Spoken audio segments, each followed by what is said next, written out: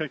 Hi. Every year our folk club, or musicians from some Brighton folk clubs, come along to support the Cuba Literacy Campaign garden party, and everyone's enjoys doing it because it's a nice afternoon. Also, we generally speaking sort of are very sympathetic to political things, and we support, especially support Cuba and their efforts to beat the blockade that the Americans have imposed on them for years and years and years, stopping them having high-tech gear for a basic human right like healthcare. And so we're happy to do the garden party for the music and the fun and the people. But we love the reason we're here as well, and it's I look forward to coming back next year, and we'll have yet more people, musicians along next year, and we'll hope things go from strength to strength. To ask why man stations now and the nuclear holy cow, whilst there's still time heed our word, you'll wish we had been heard. Do you know about nuclear waste, just how slow its long decay? Maybe your grandchildren might live to see reductions might. Ban atomic stations now, ban the nuclear holy cow. Whilst there's still time, heed our word, soon you'll wish we had been heard. One day mushrooms will sprout high, those who lived had wished they'd died. Cancers of 1,000 forms take the human race by storm. Ban atomic stations now, ban the nuclear holy cow. Whilst there's still time, heed our word, soon you'll wish we had been heard. Matthew, Mark and Luke and John, show us where we've all gone wrong. Kneel before thine holy three, hear our heartfelt desperate plea. Ban atomic stations now, ban the nuclear holy cow. Whilst there's still time, heed our word, soon you'll wish we had been heard. Ban atomic stations now, ban the nuclear holy cow. Whilst there's still time, heed our word, soon you'll wish we had been heard.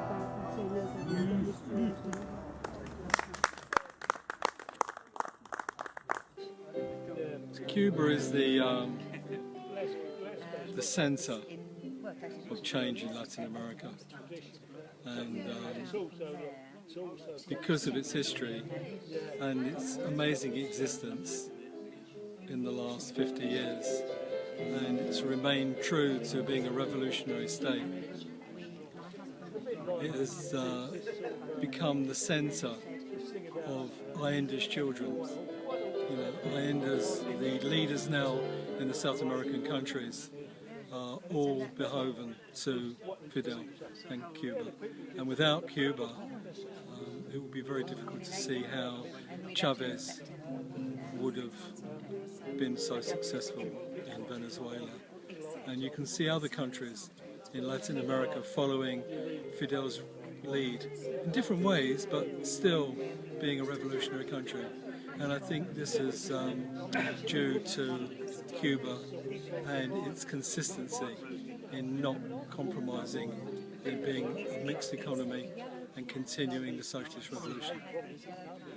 Okay, well I think it started when I was a student in the 60s, and Cuba was very much the buzzword, and as the years have gone by, Cuba's gone from strength to strength, and it's shown an alternative way of living. It's shown the world a great example of what you can achieve in health and education and grassroots democracy, and I think it's a lesson that we all need to pay attention to. And when I went there, I think that's what sparked off me getting really more involved, because I saw with my own eyes the care and attention that they gave to everybody in society, as opposed to this society that is so selfish and profit-driven.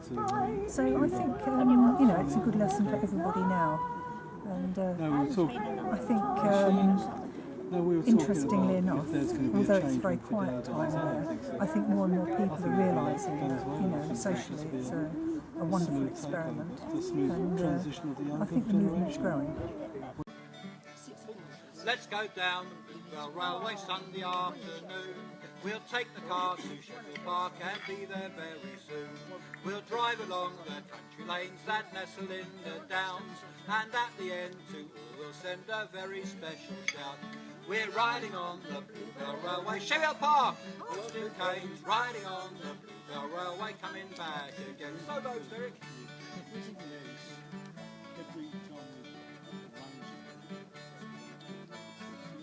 And again.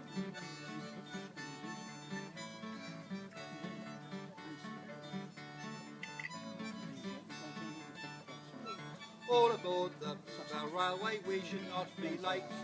Calls a ticket, the clipping tickets at the gate. We jump into the dancing carriage, Jackie clicks the door, peeks out the window, shouts her off as Mother's reading store. We're riding on the Bluebell Railway, Sheffield Park, Austin Keynes, riding on the Bluebell Railway, coming back again. So there's Derek.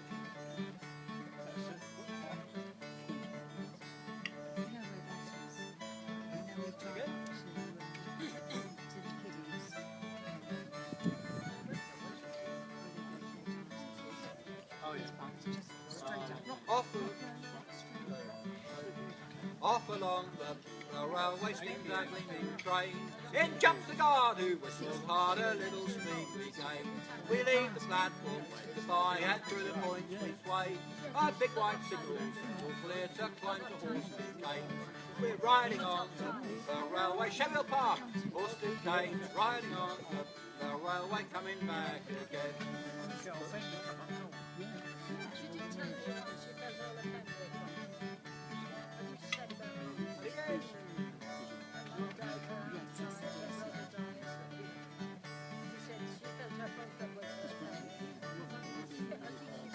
Oh, no.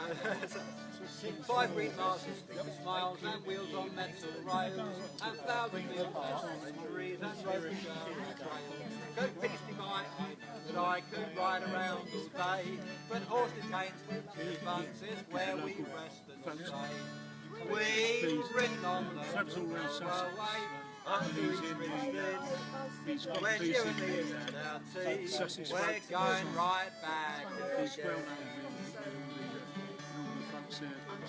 You can help the railway in your little way. Just take a ride and see the pride the engine room display. With picks and shovels, all in grease and lots of loving care, they keep it gleaming for you for all around the year. We're riding on the railway, Sheffield Park, Austin Keynes, riding on the railway, coming back. Last time now, we're riding on the railway, Sheffield Park, Austin Keynes, riding on the railway, coming back again. This is by Louisa, you don't remember. I'm Lou.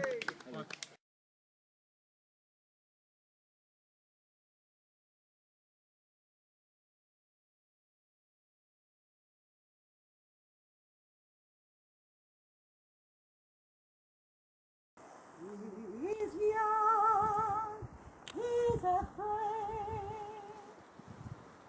let him rest and rest.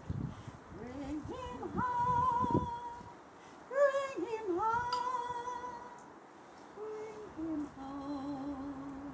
He's like the son I might have known, if God had granted me a son. Summers fly,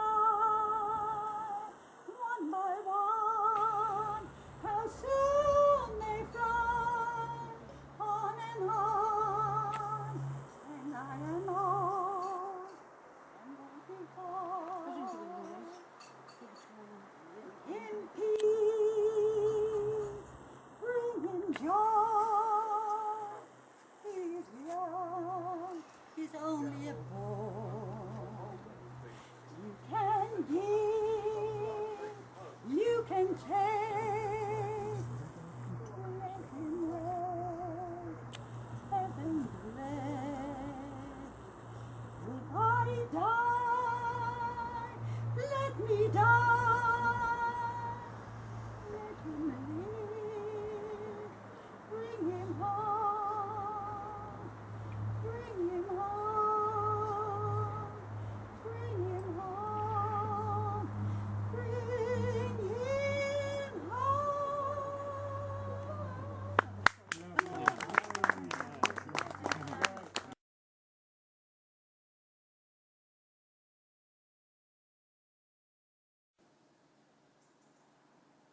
El pueblo unido jamás será vencido. El pueblo unido jamás será vencido. El pueblo unido jamás será vencido. El pueblo unido jamás será vencido. De pie cantar que vamos a triunfar. Avanzan ya banderas de unidad y tú vendrás marchando junto a mí y así verás tu canto y tu bandera florecer. La luz de un rojo amanecer anuncia ya la vida que vendrá. De pie marchar el pueblo va a triunfar. Será mejor la vida que vendrá a conquistar nuestra felicidad. Y en un clamor mil voces de combate se alzarán. Dirán canción de libertad, con decisión la patria vencerá. It told me I was the guardian of my life, and it was this photo taken of her when she was a brigadista. So I'd say, but thought that maybe something better could be done with that, you know.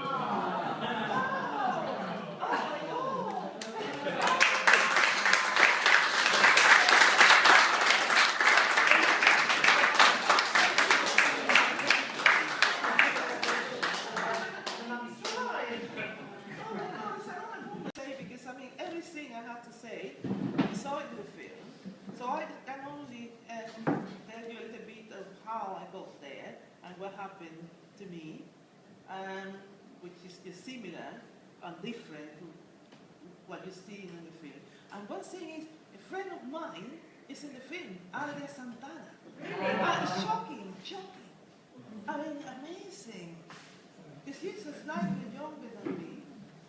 And I haven't seen her for a long time until I saw the film. I mean, she had kids and grandchildren, which I haven't got. Anyway, I am from Guanabacoa, which is a place near Havana. My real name in Cuba is Evangelina Serafina Amador y Torres. So if you go to the Museum of the Alfabetización in Havana, which is on the bottom side of the Plaza de la Revolución, and you will see pictures and you see my diary and everything that I donated in December when we came back from the campaign. And I taught 7 people, 5 in one house and 2 in another house. And I just more or less tell you how it was. My mother was totally against me going anywhere, and I was really determined to escape and go. But what happened was that it was first before the campaign, or around the same time, I had the opportunity to go in a scholarship to La República Democrática Alemana, so it's East Germany. And no way my mother signed it. She wouldn't sign it because I was in the Association of Rebels Jews. That's before the communists, the young communists were created. And so, you know, I felt full of it, and you know, I just got to liberate myself. I had to do this, and I just did. Well, I still do my get this out and get a very thing, and you know, I did lots of things and makeup and everything, and straighten the hair and all this. My mother was against me, and that is not for nice senoritas, and then you go, then you'll be with men, and men will take advantage of you, which probably was the case, but I didn't believe it. And anyway, she was against that. And okay, of course, everybody from my school, I was in secondary school, I think I was in 8th grade too, and no, octavo, yeah. No, I was in 9th grade because I started. Anyway, she she did not sign that piece of paper that allowed me to go to Germany, East Germany. But when this other opportunity arose, I showed her, well, this is here in Cuba. I'm going to go. I'm going to do it. And she just, oh, well, don't believe it, but she did it. And I was sent to Pinar del Rio, which is on the west side of Havana, and of the island, but west of Havana, near, well, in the place, it's an area where they still now grow tobacco, for the, smoking and everything. And I was assigned to the house of Santos Caraballo, who was an old guy. I am 67. He probably was, at that time, 47, but he really looked so old, because he really, the other thing is, in that area where I was with my friends, like two great friends, Conchita and Billy, and we were from the same school, and then, we were like that, and we were into Elvis, and all this rock and roll. It's 1961. We were really, really, what we call it pepillos, which is like being cool, yeah. And then, the jeans, and really, really crazy. And obviously, we never been to the countryside, like this woman. We never been to the countryside, and never been separated from my family. And then we went to Varadero, we saw it there, great, and we had a lovely time, and we were in the albergue B9. I remember these things. I don't remember what I did yesterday, but I remember these things far away. And then, anyway, then we were taken to these by the trains, the same as in the film, exactly the same. We were taken to Pinar del Rio, and then from Pinar del Rio, we were separated. No, we were not separated. They tried to separate us, and we really created a lot of trouble, and we didn't allow to be separated. So we were taken to this area called San Juan y Martinez, which is where the best cigars in the world are made. This is part of the, it is true, it's a campaign, it's an advertising campaign from Cuba Tobacco, but it is true. I mean, the tobacco plants were like really tall. So and we have to work on that. We help the campesinos. And the leaf on the nearby on the bottom were huge. I mean, it was amazing. I've never seen anything like that. I never seen the lemon trees. I never seen. I mean, so many things I never seen, and I saw for the first time.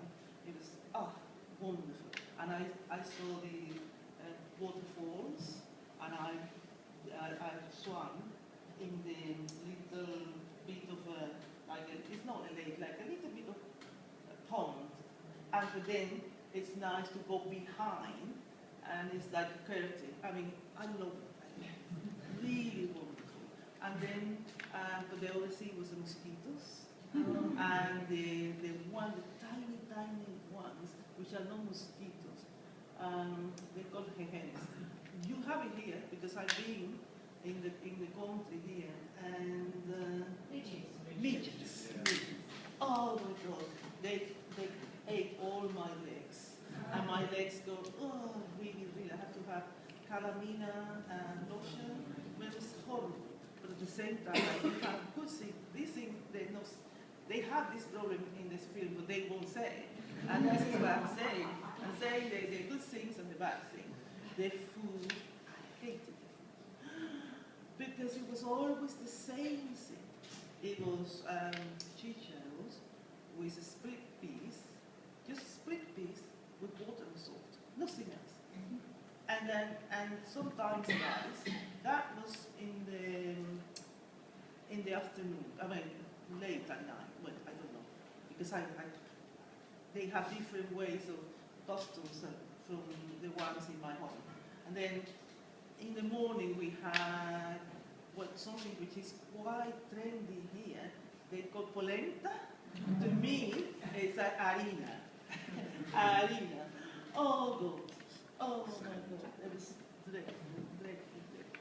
And of course, but you get used to everything. So that's what I'm getting used to, walking with my walking stick now. And so, you know, I got used to that. And then we were sent to this area, and it was near to the river. That's where they have this waterfall, and there's the river. There was a hurricane, and the river really flooded. And we were for days and days, I mean, I can't remember how long, we couldn't get out. And every night I looked and I just saw the whole, it was like everything, because the moon was shining, and then it was all white. It was like milk. It was the river. And I said, this is it. I'm going to die. I'm going to die. So I had these scary moments, and really, really a very nice moment, like in the film, that when you're teaching someone that wouldn't understand anything, and you repeat it, and you say, look, this and that way, and all that, and they wouldn't understand, and one day, click, they say, oh, this and this and that. And it's really the most amazing feeling of achievement. Oh, I had taught someone, and I did that 7 times. And it's only these days now that I realize, only when when time passes, then you realize you made this history. But I didn't know when I was doing it. I was having a really good time. And also, I was far away from my family. I was, like now, I'm far away from them. But it's different. But I mean, it was really nice. But then it has the problem with the people who were against the revolution, the contras.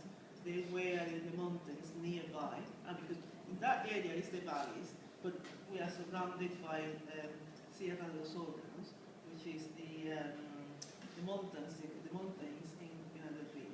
And they were a guy called, so-called Cara Linda, pretty face, which is supposed to be killing us, and he threat our life, and we had the same thing with we can have the lights on, but I knew why, and I wouldn't dare to say, oh, let's have the lesson outside, or we didn't use the lamp. We used the little thing which is no, there's no candles. No. It is it's empty it's an empty can of condensed milk, and they were empty. Then you put kerosene in that, and then you put a little bit of material, like could be anything. Well, in here you can buy them in Tooting-Beck. There is some shops. Yeah, because I've seen it. And some shops that they send that, and they send and they sell the material. But we didn't have nothing. It was made of anything, an old dress or something. You put it there, and but then it has a lot of smoke, black smoke. But that black smoke is good because it kills all, get the mosquitoes and the other things a little bit confused, and they don't come to you. And then, of course, the poor Santos Caravaggio, because he smoked a lot, and then, constantly smoking, and chewing the tobacco.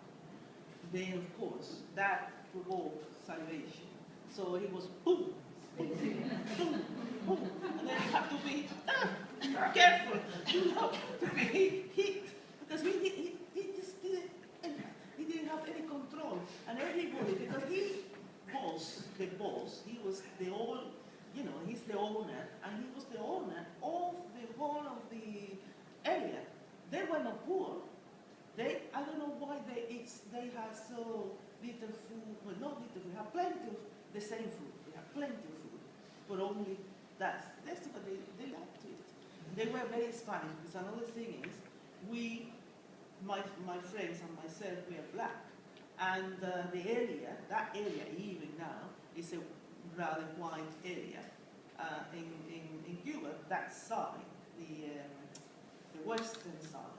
And they were very, very Spanish looking, very, very Spanish in their ways, that they didn't want, which I think is, could I say, the idea not to be exposed to the sun. So they had these hats, but also the women wear the towels to cover the skin, because they were very long. They were very, very. There was a woman called Felipa. She was beautiful. She was like Marilyn Monroe, blonde, blue eyes, and she was married to one of the Santo Caraballo's sons. So the sons none of them knew how to write and read. But the women were the one that they were king, and I taught them, all the women, and Santos, because he was the one who asked to have teachings. So, and I was allotted to him and his family, so I had the 5 of them, but the songs, they would never, ever, even talk, but they talked to me, but it was briefly, because they were on the same idea that we were a little bit like witches, and witches, because we were black, and also because of we had different costumes, because who's swimming the river? Nobody, only the animals swim in the river. But we wanted, it's great. And then, of course, we had swimming suits. So they never seen that. And they were no bikinis. They were the old Jansen, it's like a dress, but, very old. But still, it's revealing. If the women, their wife and whatever, were always covered, and we were not, because we were enjoying the weather. So that was one thing that was against us. So we could be teaching these people, but we were not to mingle. We were part of the family, but to a point. To a point. It's like it wasn't like tell me about your life. What do you do in Havana?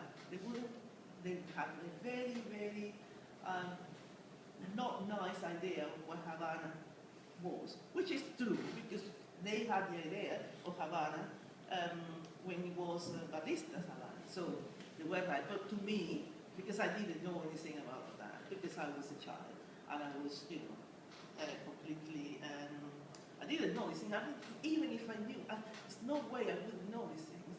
I was into my child, my ideas, makeup and music and things like that, and television things. They didn't have even radio. There was one radio at the bodega, which is like a kind of shop where they sell stuff for food and things like that, and also they sell clothes and what they used to.